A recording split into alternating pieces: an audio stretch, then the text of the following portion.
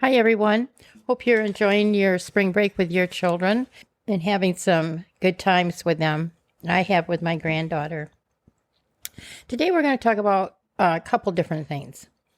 One is living in a memory, and the other one is therapies and ABA. And then I'm going to do the Stephen story, but I'm going to add to it a little bit more, and then give once again my email and offer a gift to someone. So that's what we're talking about today. The first one is living in a memory. Are you working with your child and they're singing the ABCs, or they're repeating things that they heard on a movie that they really like, and they keep repeating it again and again?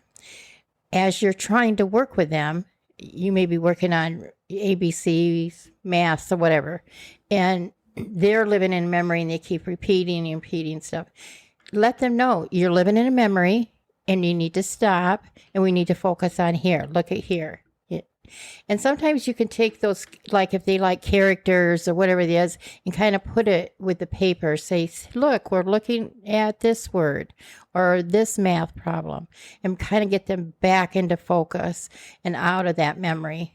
If they're staring into space, they may be looking at, creating pictures in their minds, and that's what they're reliving, that memory. So you need to bring them back and say, stop living in the memory. We're now here, and it usually works. It may take 3 or 4 times for you to do that to get them back on task, but kids on their spectrum tend to want to live in memories. They rehearse everything over and over again and again.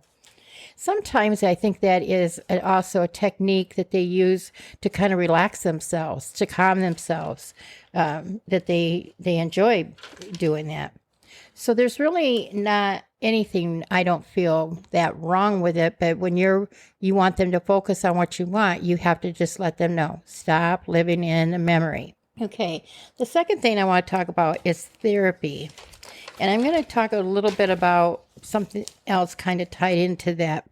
But if you're looking for therapy, especially if you're homeschooling or kind of new to an area, one of the things you want to look for is, are they offering, is it like they want to make money off of you?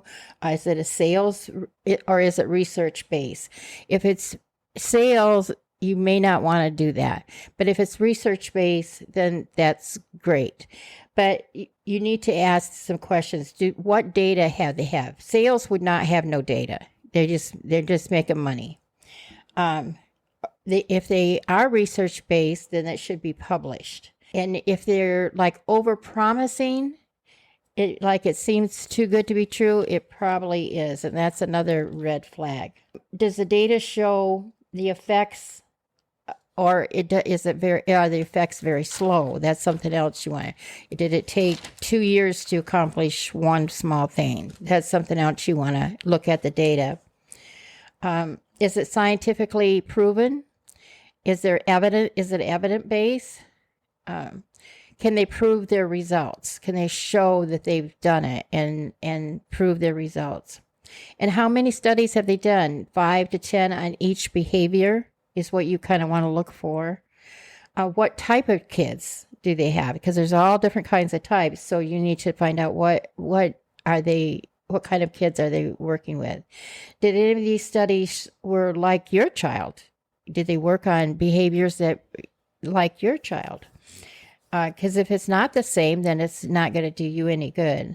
Have other experts from other areas also been involved in their studies? Behaviorists, teaching behavior analysts, different organizations, maybe even speech pathologists. Those are some things that you want to do. And if you're looking at the ABA behaviorists, you want to make sure that they work with the family, that they have identified their goals, that they have assessed patterns, that they design a strategy for your child, and they ID to find the triggers. What triggered this child to do this at this time? And make routines and provide challenges. Replace challenges behaviors with more success in routines. And that's part of their job. You're always going to have some type of behaviorist, but you want to be able to pinpoint exactly how can we avoid some of these outbursts. And the one I'm working with right now, she's very, very good. And I really like her. So there are some good people out there that are good behaviorists and some good therapy too.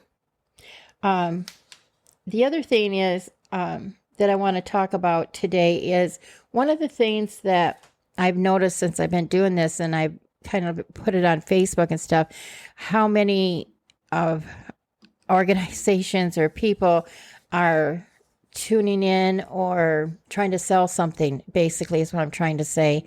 They're trying to sell you something. Everything came with a price, and they come with these guarantees. If you do this, your child will have 3 years of math in 2 months or something like that, or be able to read in 30 days.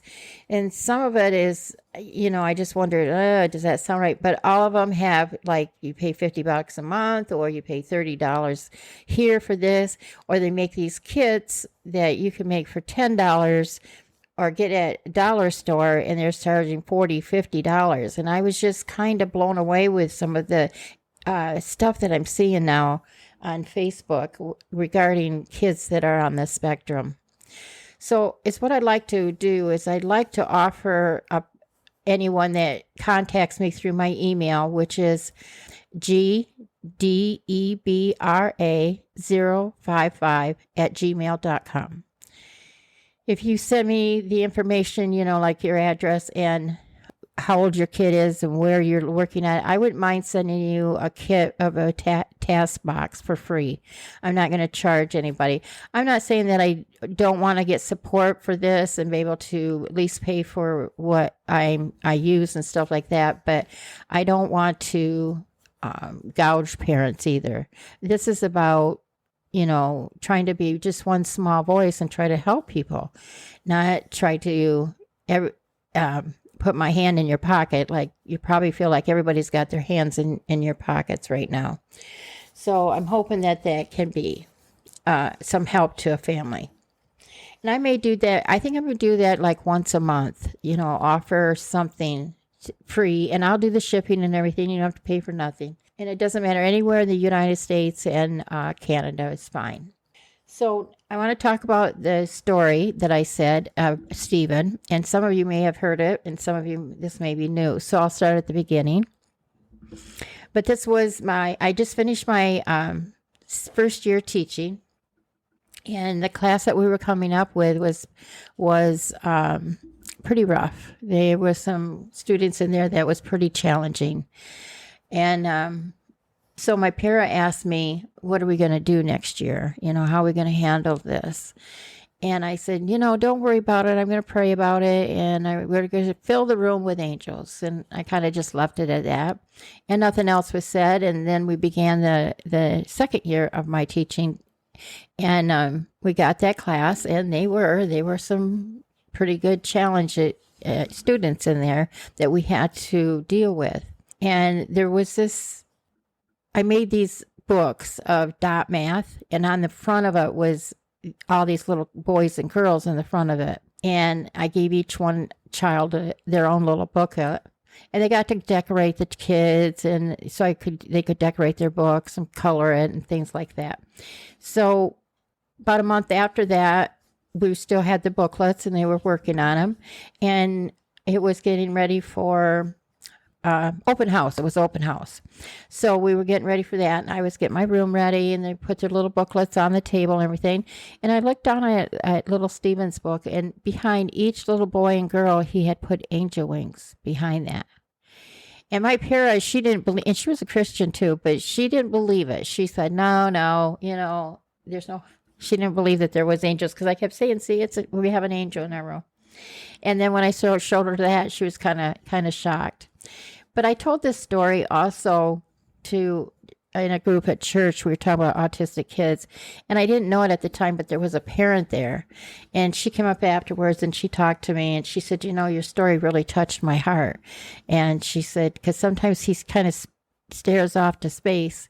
And I said, you never know, I mean, that's a true story. This little boy, and I never said anything to this little boy. He wasn't in the room when we talked about it, and we never talked about it afterwards. So it was just something that he did. Because when we talked about it, that class hadn't even started yet. So he had no idea that I had said we're going to flood our room with angels.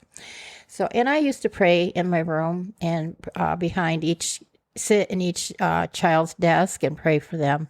Okay, so that's the end of today. I hope that you have enjoyed today's story, and I hope I helped in some ways to give you a little bit of a little voice about therapy and self-talk. I hope you have a blessed day. Talk to you later.